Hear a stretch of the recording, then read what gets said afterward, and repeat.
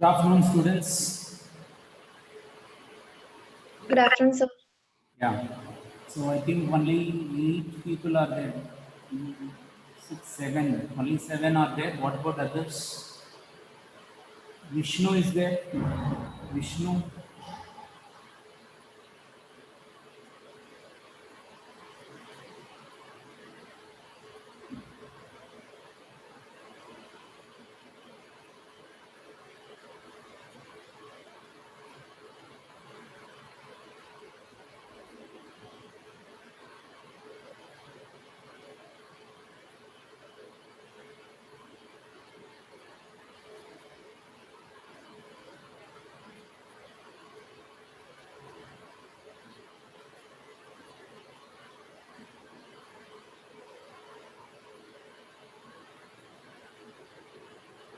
All right, students. Good afternoon once again. In the previous class, I think we finished till properties. I think we finished properties, right? Do we finish properties? Yes, sir. Okay. So we'll continue with the classification of carbohydrates. So in the introduction class, we discussed starting from the sources, then structure and functions of carbohydrates, biological importance of carbohydrates. Then we started discussing chemical properties of carbohydrates. So chemical properties of carbohydrates. So it is based on the presence of functional groups. We discussed about the functional groups of carbohydrates. So what are the different functional groups that are present in carbohydrates? So we discussed about alcoholic OH group, presence of glycosidic OH group, and presence of carbonyl carbonate. And we also discussed the various terms which are related to chemical properties or the functional groups of carbohydrates. See, for example, starting from asymmetric carbonate, isomerism, we discussed about isomerism. Then, we were discussing about methylation and what is ephemer, what is anomer, and under chemical properties, we have discussed the various chemical reactions. Reaction with alcohol, reaction with acetic anhydride, then reduction reaction, ozone formation, reaction with phenyl hydrogen, reaction with hydroxyl amine, then oxidation of sugars, then reaction with mineral acid, Gibbs reaction. So these are the various reactions that we have discussed in the previous class. So this particular class, I am going to concentrate on so here classification of carbohydrates. And in the previous lecture also I just you can remember we discussed what is D and L designation. Okay, so configuration. Okay, so configuration of carbohydrates. How carbohydrates are configured, right? So this particular class we are going to see classification of carbohydrates. Classification of carbohydrates. So considering the classification, the entire classification of carbohydrates, so categorized into monosaccharides, oligosaccharides, and polysaccharides.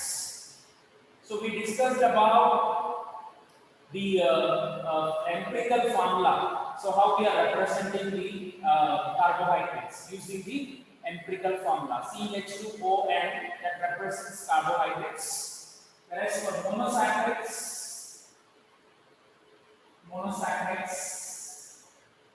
so we can represent CnH2ON. Whereas oligosaccharides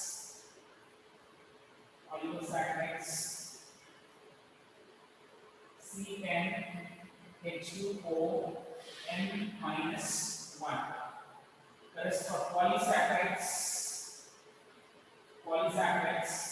you can represent with empirical formula C6H10O5N. So this is how we represent the different class of carbohydrates using the empirical formula. So again here now in detail we are going to discuss the further classification, how carbohydrates are classified. So on what basis? So the sugars are classified, the saccharides were classified, and so we are going to discuss in detail about the classification of monosaccharides, classification of polysaccharides, and the sub-classification of polysaccharides. So this class probably we can talk about classification of monosaccharides. So monosaccharides, we know what are monosaccharides. Monosaccharides are simple sugars which cannot be further hydrolyzed. It cannot be hydrolyzed further. So those sugars we call as monosaccharides. That means, so it's a simple form of the sugar which cannot be further hydrolyzed. So we can give many examples like glucose, all the monosaccharides. We can give example glucose, galactose, fructose, mannose. So all these are monosaccharides. So here, when you consider the structure of monosaccharides, when you talk about the basic structure of monosaccharides, so all these monosaccharides are made of linear, single bonded, unbranched carbon atom. So this is the backbone. So this will be the backbone of monosaccharides.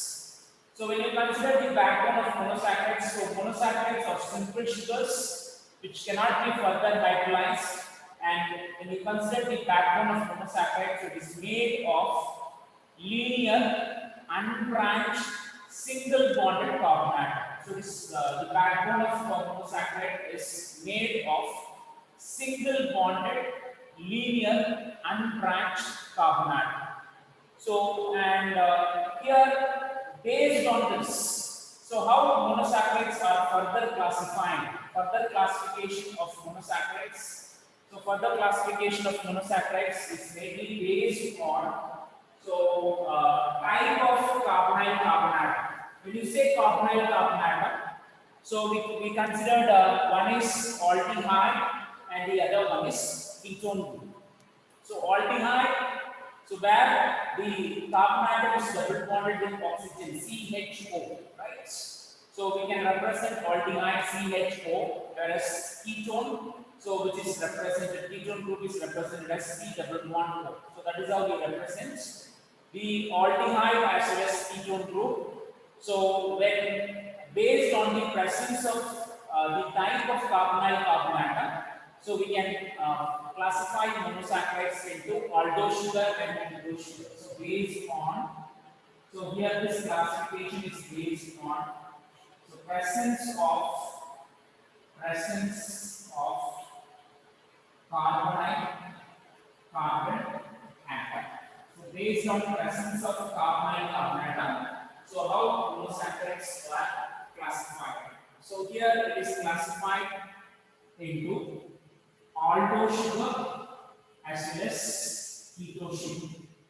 So we already know, the familiar example for aldose sugar and ketose sugar. Glucose is an aldose sugar, whereas fructose is a ketose sugar. Otherwise, we can give simple example: glyceraldehyde. So glyceraldehyde is an aldose sugar, whereas dihydroxyacetone is a ketose sugar. So we can give example. So first we should know, so what is carbonyl carbon atom? So carbonyl carbon atom, so carbon where it is double bonded with oxygen, so along with hydrogen, when it is considered as aldehyde. So when carbon atom alone is double bonded with oxygen, then it is considered to be ketone group. So presence of these carbonyl carbon atom, so based on the position of the carbonyl carbon atom or based on the type of the carbonyl carbon atom, so it is further categorized into aldose sugar and ketose sugar. Aldose sugars are sugars which contain aldehyde group in its structure. Sugar which contains aldehyde group in its structure we call it as aldose sugar. Similarly, sugar which contains ketone group, so in its structure we call it as keto sugar. So example for aldo sugar. So familiar example for aldo sugar we can give glucose.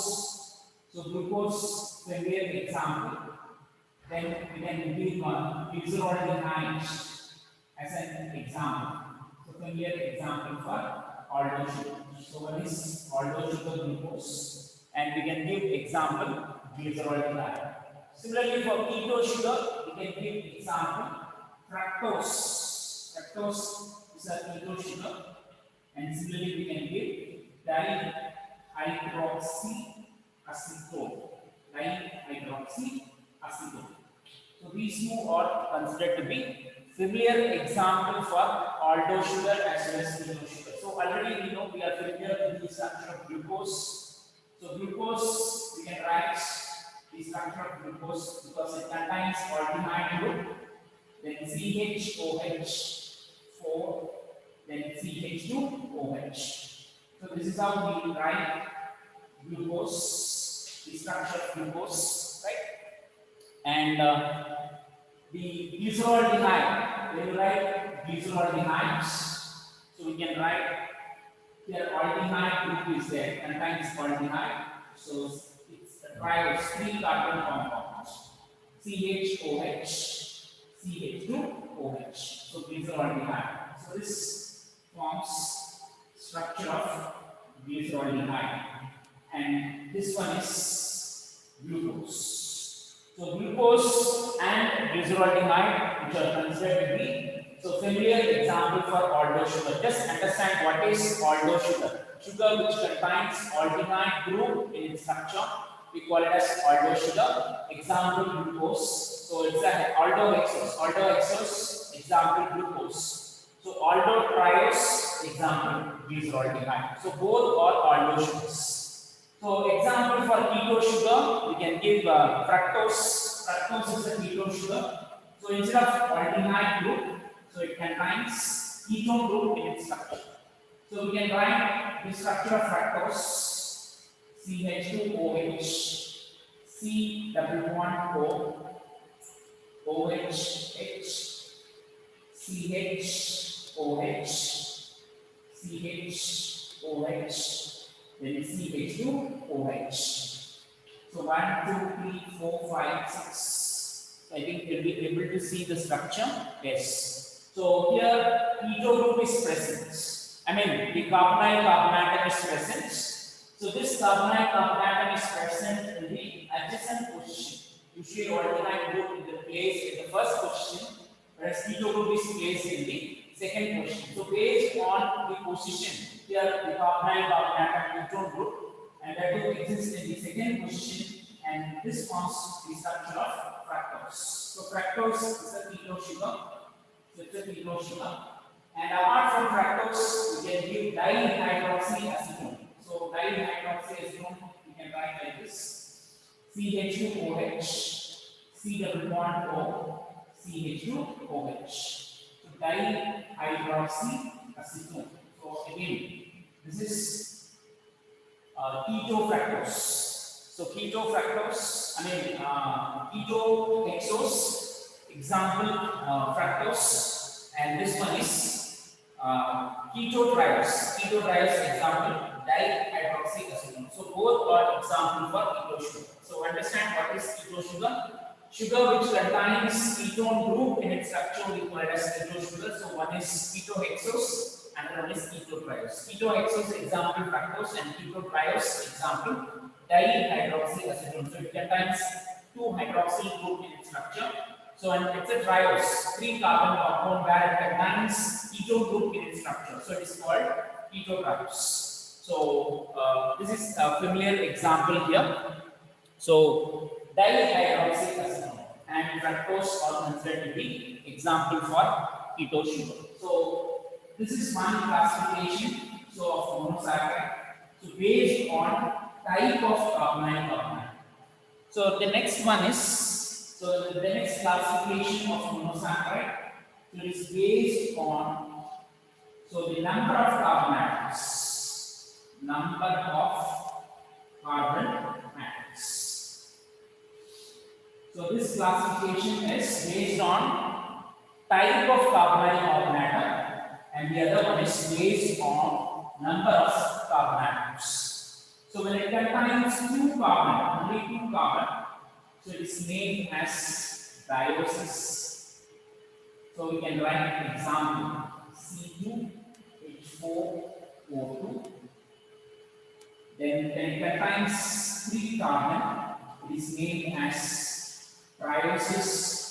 So we can write C3H5O3.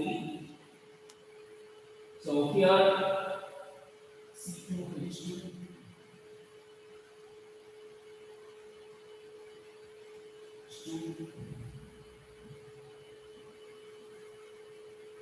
So here 4 carbon, 5 carbon, and similarly 6 carbon. 6 carbon we call it as exosis.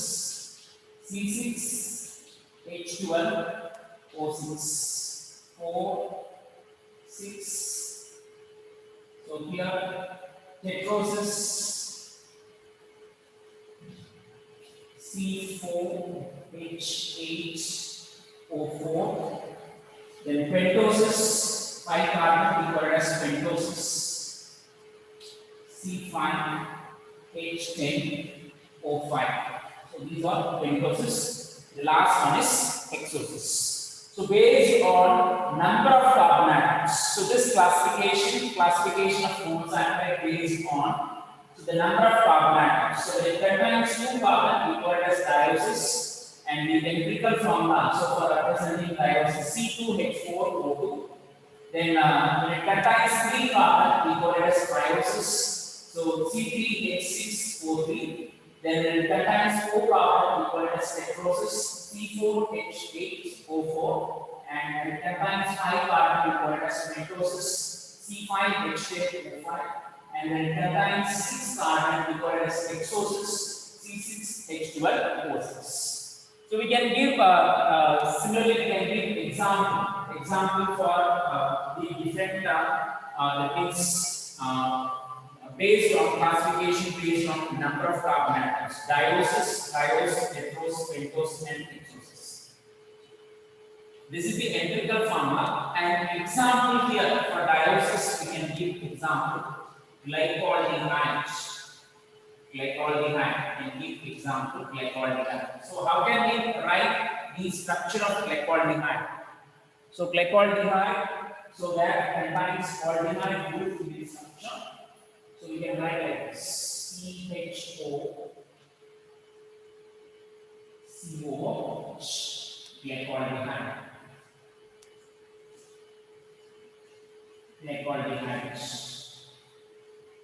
Triosis. Example for triose. So already we discussed the dihydroxyacetone or glyceraldehyde. So both are example for triosis.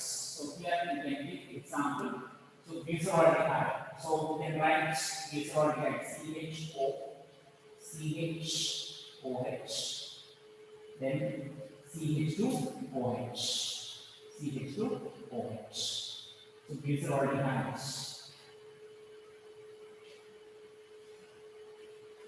You can write glyceraldehyde.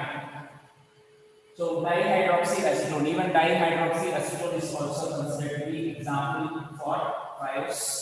So even glyceraldehyde. So this one is aldotriose, the other one is ketotriose. Then tetrose. So tetrose 4 carbon compounds. So tetrose is a 4 carbon compound. So we can write CHO. CH2OH.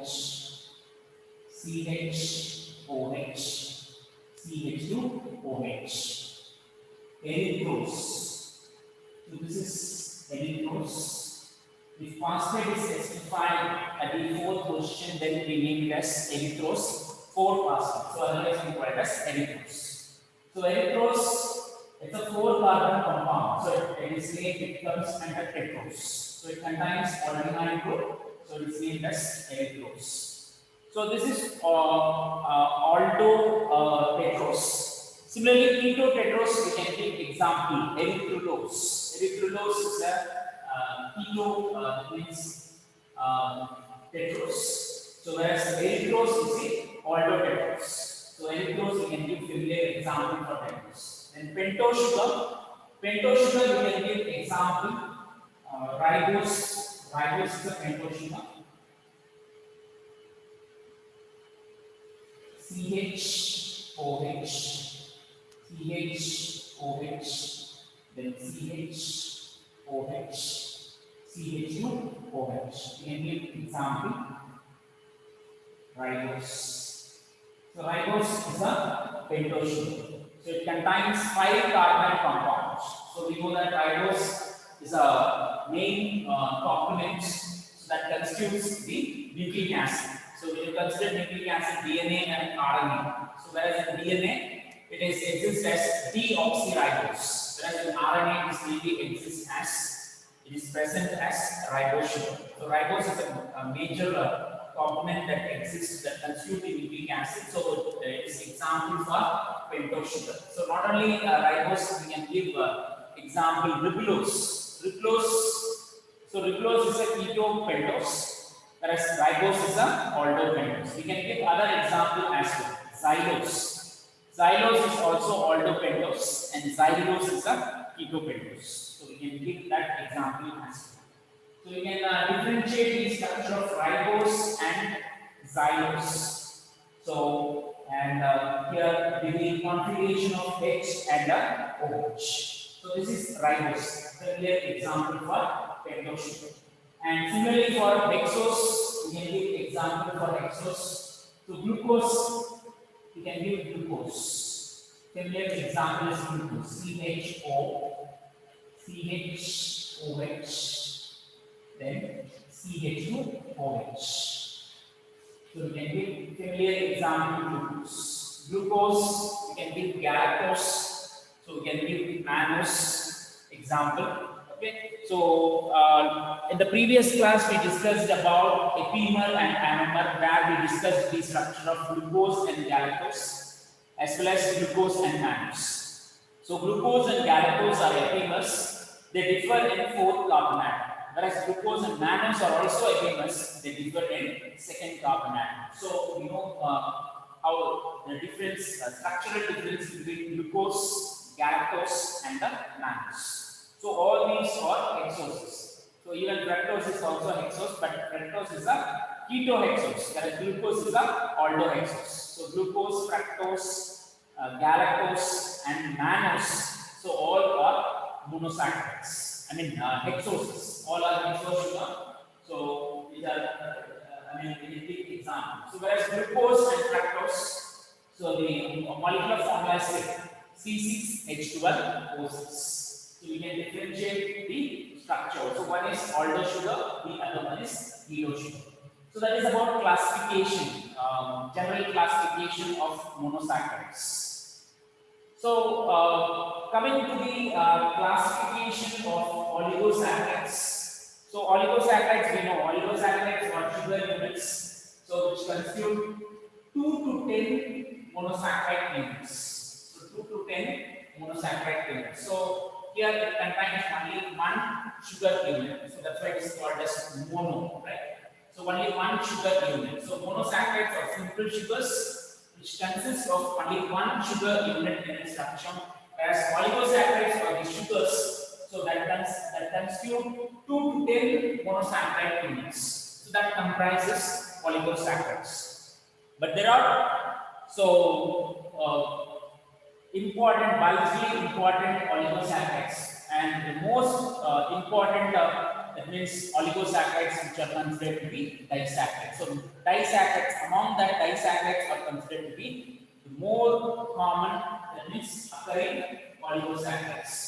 So distribution, I mean widely distributed oligosaccharides which are considered to be disaccharides. Generally we can represent the structure of oligosaccharides with the empirical formula CnH2ON-1. So that is the empirical formula we use to represent the oligosaccharides. So oligo, it refers to 2 to 10. When sugar is hydrolyzed, when you hydrolyze oligosaccharides, it leaves 2 to 10 monosaccharide units on hydrolysis. So that is considered to be oligosaccharide units. So under that, first one is disaccharide. So under disaccharides, we are going to see what are reducing and what are non-reducing disaccharides, or how disaccharides are classified, on what basis disaccharides are classified. So the classification of disaccharides, so it is mainly based on the type of linkages.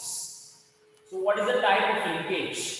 How the disaccharide units are differ from each other. So based on type of linkages.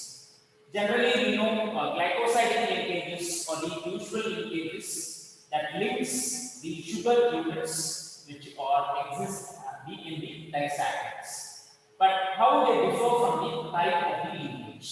So now considering disaccharides, so they are further classified based on type of glycosidic linkages. So here two different types of linkages are involved, or it is considered as non-reducing disaccharides, whereas the other one is considered as reducing disaccharides. So non-reducing disaccharides, so usually it contains two different type of glycosidic linkages. So one is between C1 and C2, and the other one is between C1 and C1 linkages. So this is the type of glycosidic linkages that exist between the sugar units in the case of non-reducing disaccharides.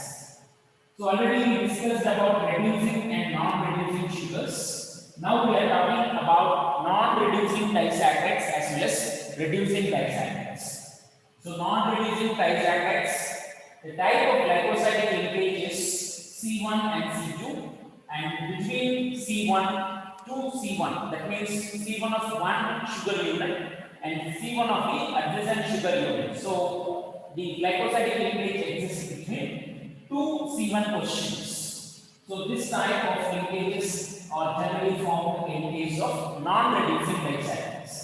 Whereas in case of reducing disaccharides, so the type of linkage here, again, two different type of linkages which are involved, you can see under reducing disaccharide. So one is between C1 and C4. This is the usual linkage. So this is the type of linkage. So example here C1 and C4 linkage. First we'll go with the example here. For this C1 and C2 linkage, we can give example sucrose. Sucrose, the type of linkage is between C1 and C2, and here it is lactose example. Whereas between C1 and C4, so here the example is lactose and maltose, and the other type of linkage here is between C1 and C6, between C1 and C4, and between C1 and C6. Between C1 and C4, we can give example lactose and maltose. Whereas for C1 and C6, we can give example isomaltose. Isomaltose can be an example. So this classification chart of disaccharide is very, very important. So we need to understand what is non-reducing disaccharide and what is reducing disaccharide. So here, in case of non-reducing disaccharides, two different type of glycosidic linkages are mainly involved. One is between C1 and C2, and the other one is between 2C1. Whereas in case of reducing disaccharides, again two type of glycosidic linkages are involved. One is C1 between C1 and C4. I mean the first carbon of one sugar unit and fourth carbon of other adjacent sugar unit. And the other type of linkage there is between C1 of one sugar unit and C6 of adjacent sugar unit. So this type of glycosidic linkages that really exist in case of reducing disaccharide. So example for reducing disaccharide, C1 and C4 linkage, we can give example lactose and maltose. Whereas for C1 and C6 reducing disaccharide, we can give example isomaltose. Similarly, for C1 and C1 linkage, in case of non-reducing sugar, we will take the example dextrose. Whereas C1 and C2 linkage, we will take example as sucrose. So this is the general classification of disaccharide. So based on time of glycosidic linkage. So now we are going to see the structure of the individual disaccharides. We are going to talk about the source and then the distribution of the disaccharides and the structure and biological importance of respective disaccharides.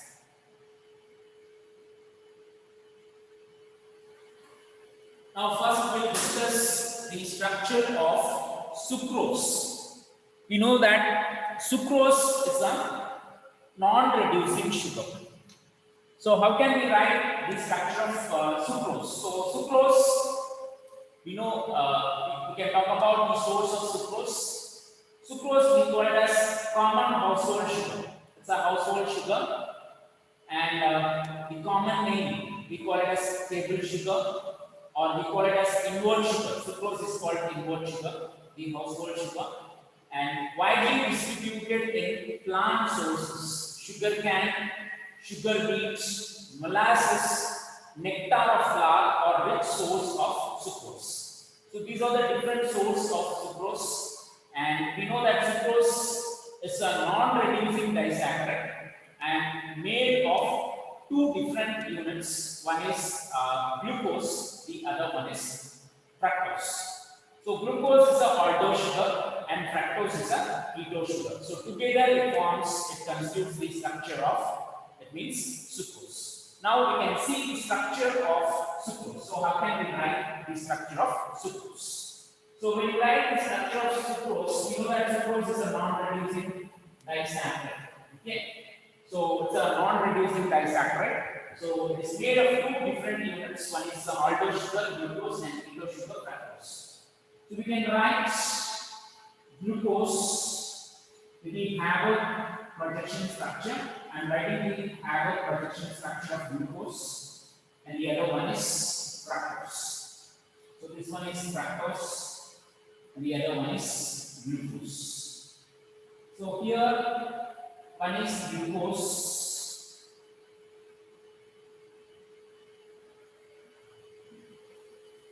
so this is glucose,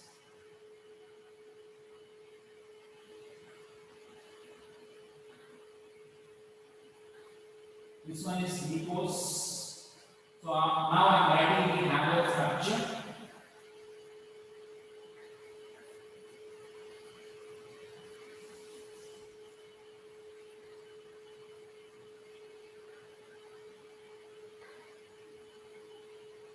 CH2OH,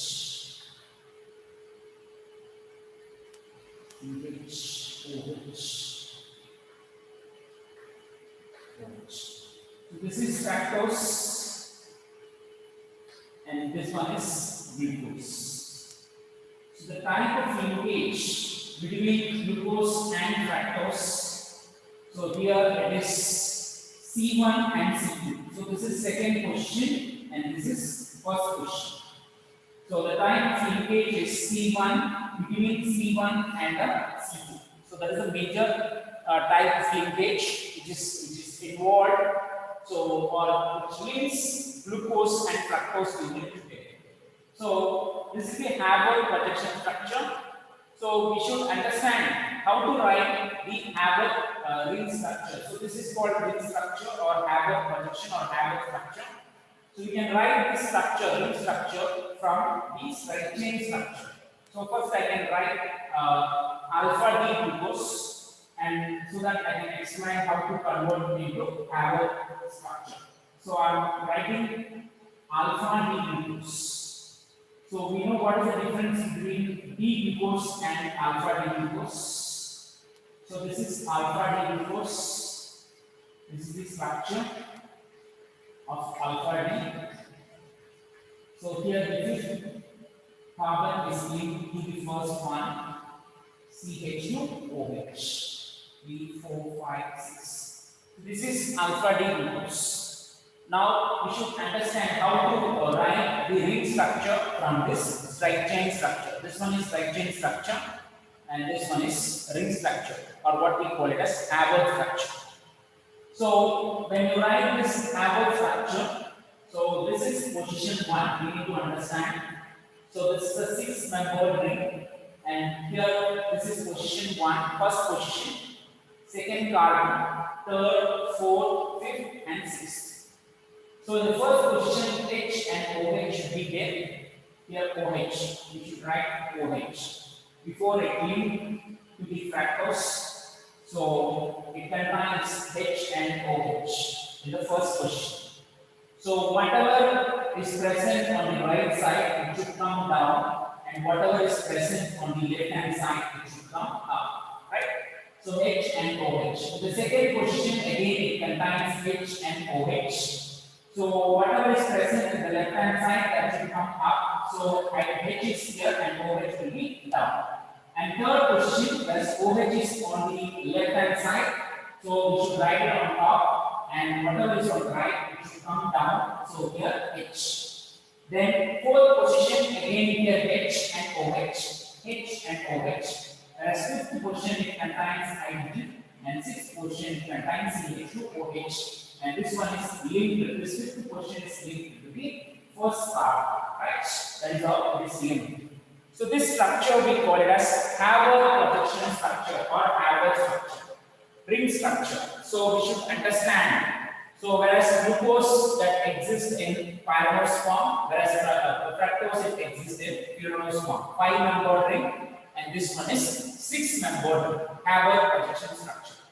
So now we know the structure of sucrose, and what is the type of linkage that exists between glucose and fructose. So with the elimination of water molecules, so these two units are linked, and so here with the elimination of water molecules, and here the first carbon of glucose is linked with second carbon of fructose. So here the type of linkage is glycosidic linkage that exists between C1 of glucose and C2 of fructose. So here the type of linkage is C1 and C2. Okay, so that is the type of linkage. So glycosidic linkage is so alpha 1, 2. So this is how we represent alpha 1, 2 glycosidic linkage. Glycosidic linkage. So glycosidic linkage is the type of linkage so that exists between the sugar units. And here, this is how we represent the alpha linkage. So alpha linkages can be represented like this, whereas beta linkage we can represent like this. So this is how we represent beta linkage. So this one is alpha and this one is beta. So this one is beta linkage. So this is how we represent alpha and beta linkage. So now we can understand the structure of, that means sucrose, which is made of glucose and fructose. So here first, second, third, fourth, fifth and sixth position.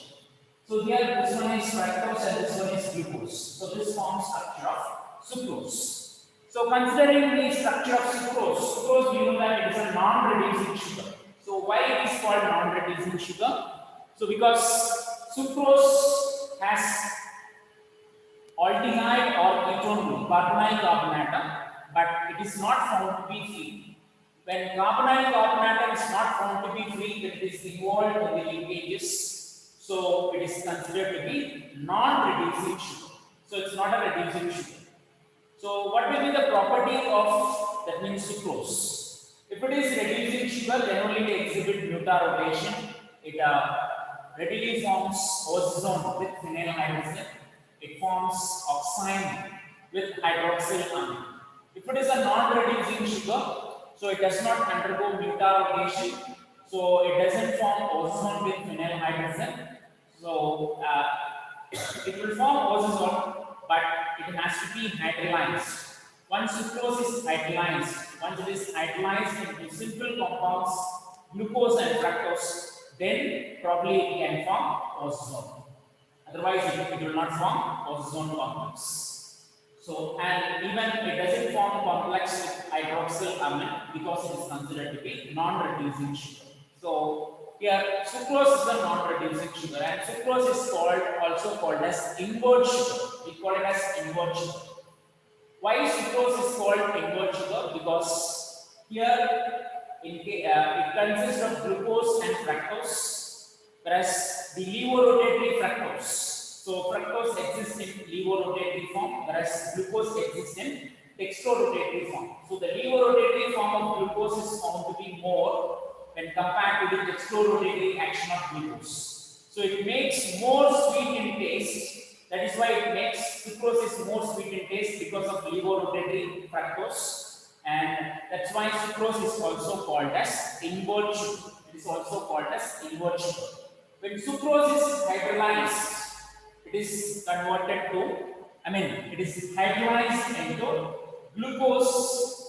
That means equal mixture of glucose and fructose. So when it contains glucose and fructose, so that reaction is mainly hydrolyzed by enzyme. So which enzyme hydrolyzes sucrose? Sucrose can be hydrolyzed by either sucrase or it can be hydrolyzed by invertase. So invertase is the enzyme which hydrolyzes sucrose, and then it is hydrolyzed to equal amount of glucose and then fructose. So that particular reaction we call it as invert sugar, and that reaction is called as inversion reaction. So that's why it is called invert sugar. Sucrose is called invert sugar because the levorotatory action of fructose changes the previous dextrorotatory action of that means glucose. So it makes sucrose more sweet in taste, and that's why this sucrose is called as invert sugar. So this is the reason why sucrose is called as invert sugar. Okay. So we have to understand the properties of sucrose. Sucrose is a non-reducing sugar. If it is a non-reducing sugar, Tanushri, you have raised your hand. Yes. Sir, in the fructose structure, Yeah. in the third carbon, Yeah. you have drawn the OH in the bottom side, isn't it, sir? Yes. But shouldn't it be on top because it comes on the left hand side? Here we can write H, OH. Yeah, we can write OH should come at OH and H. Yeah, right. Yes, sir. Yes. So OH. So here based on the position from which side we can consider. So we have to write H and OH, OH and a H. So we are talking about this non-reducing sugar. Why sucrose is called non-reducing sugar? So because here the free carbonyl carbonatum is not found to be free, and that's why sucrose is considered to be non-reducing sugar. And when it is considered to be non-reducing sugar, so it doesn't reduce fillings, it doesn't reduce benetics, and it doesn't reduce Barfords also. It doesn't form Excuse me, sir. even the ozone with phenyl hydrogen. Yes, Tanushree? Sir, the board is not. Not visible. Yes, sir, it's not visible. How? Something wrong.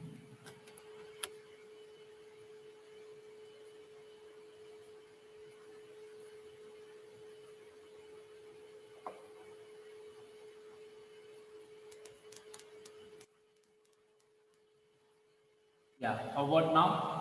Yeah. Yes, sir. Yes. Oh. Alright. So we are talking about the properties of sucrose. So it doesn't form ozone complex, oxime. It doesn't form oxime. It does not undergo beta-rotation. So and here it doesn't reduce fillings, even benetics and Barfords because it is considered to be non-reducing sugar. So here sucrose is considered to be non-reducing sugar. And sucrose is more sweeter than other disaccharides when you compare to other disaccharides. So sucrose is the more sweeter than other disaccharides, and it is commonly called as household sugar. Right?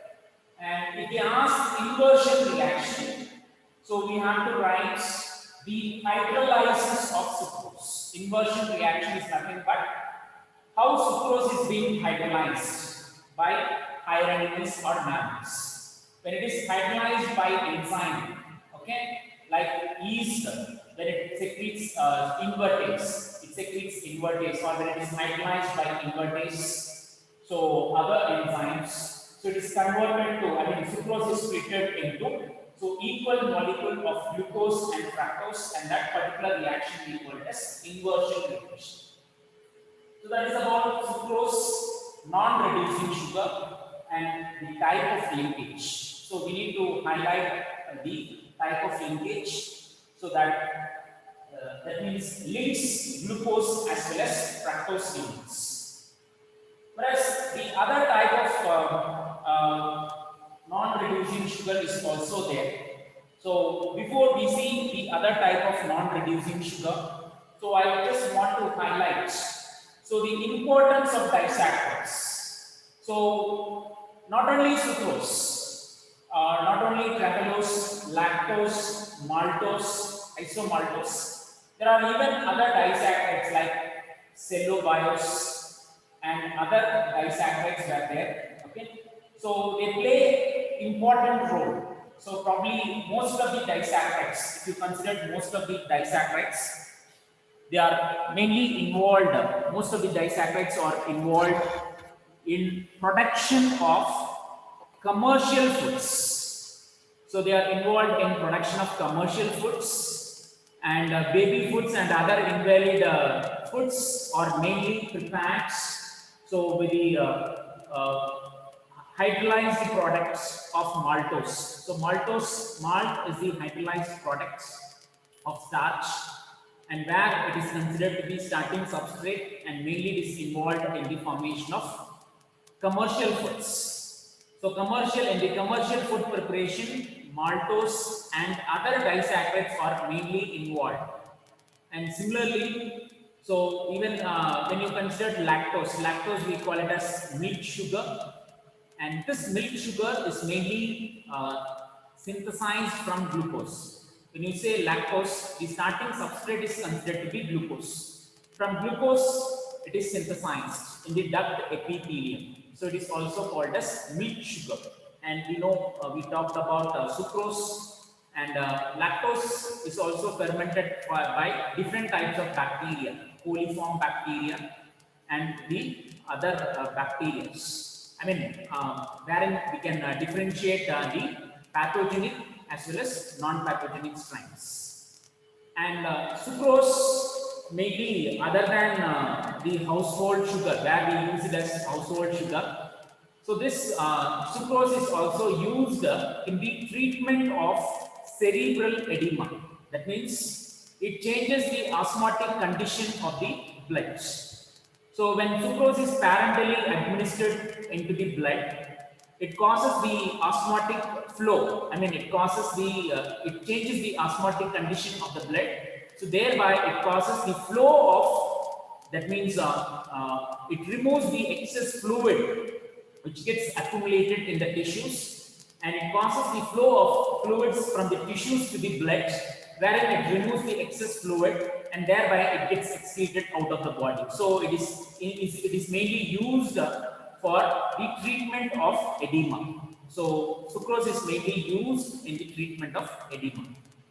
Other than that, we know many disaccharides, even lactose, conversion of sugar into lactic acid.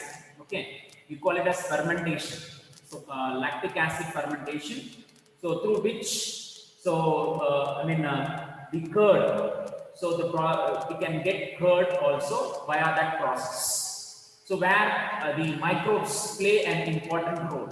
So where it converts sugar into sugar acids, lactic acid conversion, souring of milk.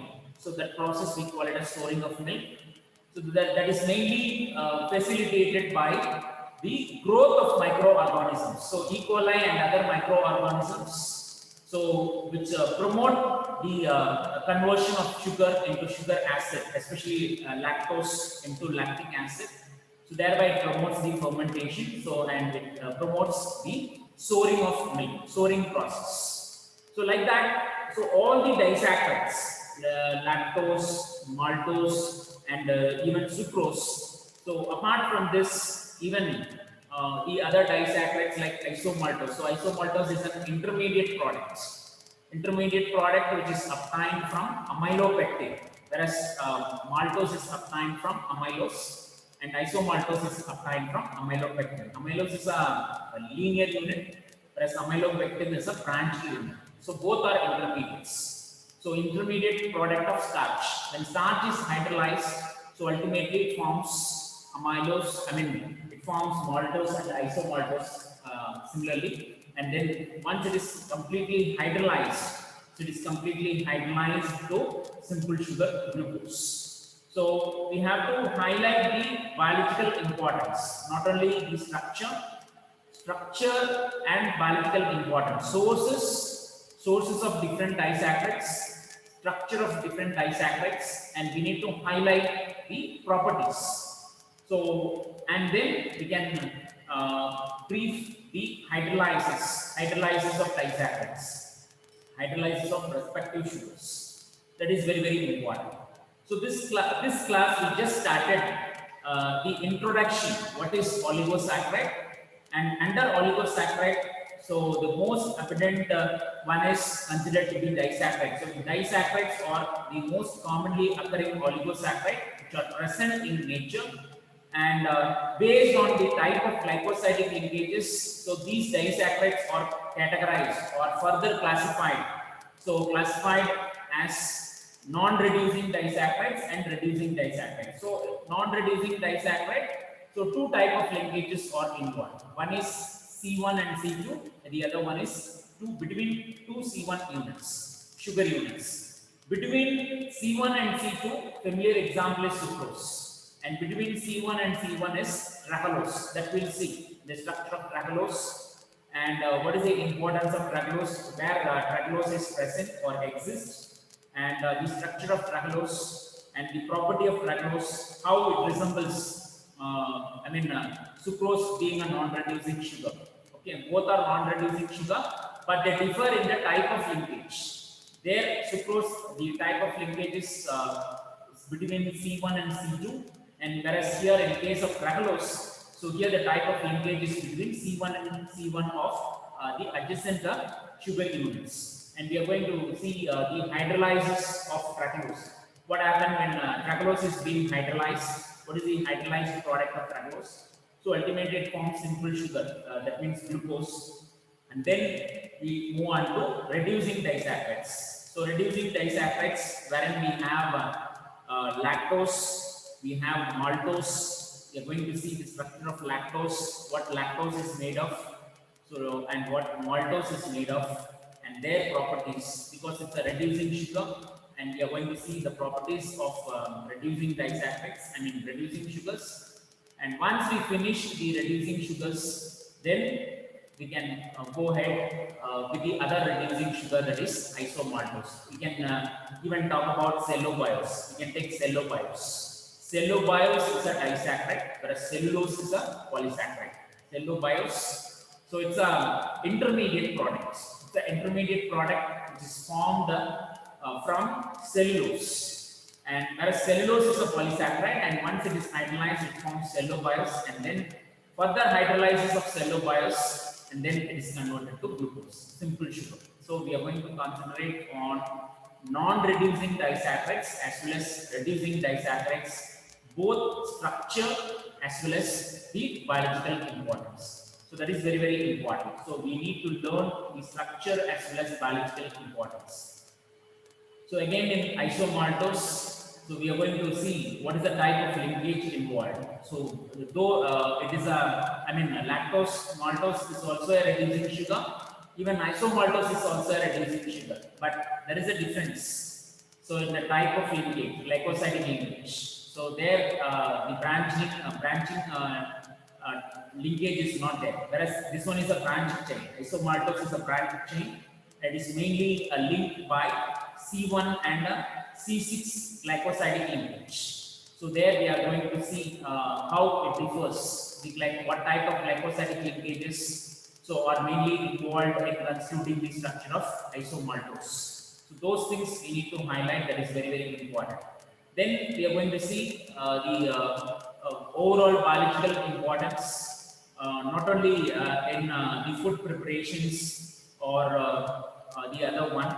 So even we are going to see if you take any oligosaccharides, say for example, even it is lactose or maltose, cellobiose or any, when you take any oligosaccharide units, most of the oligosaccharide units are mainly involved in cell recognition, cell interaction, and they are the integral part of the cell membranes. Mainly exist as glycoproteins, so mainly exist as glycolipids. If you take cell membranes, so it is made of both glycoproteins as well as glycolipids, and even it is involved in molecular targeting, cell interactions, and it forms a linkage with the amino acids. So it is even linked with the amino acids. I mean the hydroxyl group of the amino acids. So there this oligosaccharide play an important role. So it interacts with the amino acids. I mean the side chain of the amino acids, particularly the OH group of amino acids. I mean hydroxyl amino acids.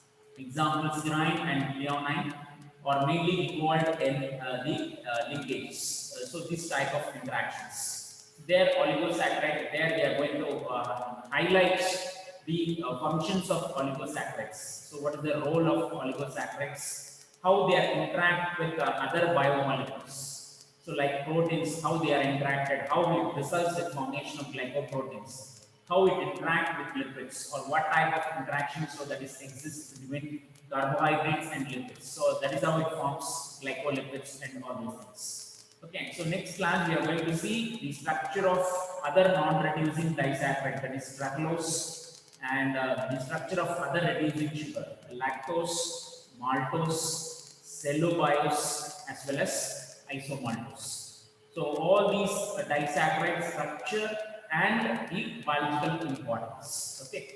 So all right, students. So if you have any queries related to the lecture or the previous lecture, so you can ask the questions. Otherwise, I'll wind up the session, students. Students, are you able to follow my lecture? If you feel any difficulty, you can tell me frankly. Okay. So today, last hour, I think we have practicals. So today we'll start the first practical. So as I told earlier, so the performance part, so that we can do it once the offline classes, once we start offline classes. Now I'll just explain the procedure, how we are going to perform the practicals, and I'll teach you some basic calculations as well as the reagent preparation. So all those things. Okay, we will discuss in the evening today, last hour. If you have any doubts, you can ask me related to this topic. So classification is very, very important. So chemical properties and classification of carbohydrate is very, very important. So we need to understand the basic concepts, like we need to familiarize with the structure. We need to familiarize with writing the straight chain structures. We need to familiarize in writing the ring structures, Haworth structure, and all those things. Yes, students, any doubts related to this topic? Otherwise, I'll wind up. Excuse me, sir. Fine. Hello, sir. Yes, yes, Tanushree. Sir, in fructose and glucose, we see that we have taken alpha glucose. Yeah, Is it the same case for fructose, or are we taking beta fructose? beta D fructose. It is beta D fructose, alpha D glucose, and the beta D fructose. So, shouldn't the glycosidic linkage be named as alpha 1 and 2 beta glycosidic linkage? We can write like that, but here the type based on the configuration. So here the type of linkage, I mean the representation when you consider that, so it is considered as alpha 1 2. Okay, sir. Alpha 1 2 linkage. Yes, sir. Yeah.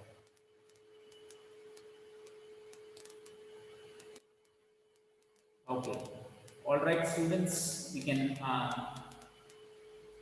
Okay, I think I can end the class. and we'll meet you in the last part. Thank you.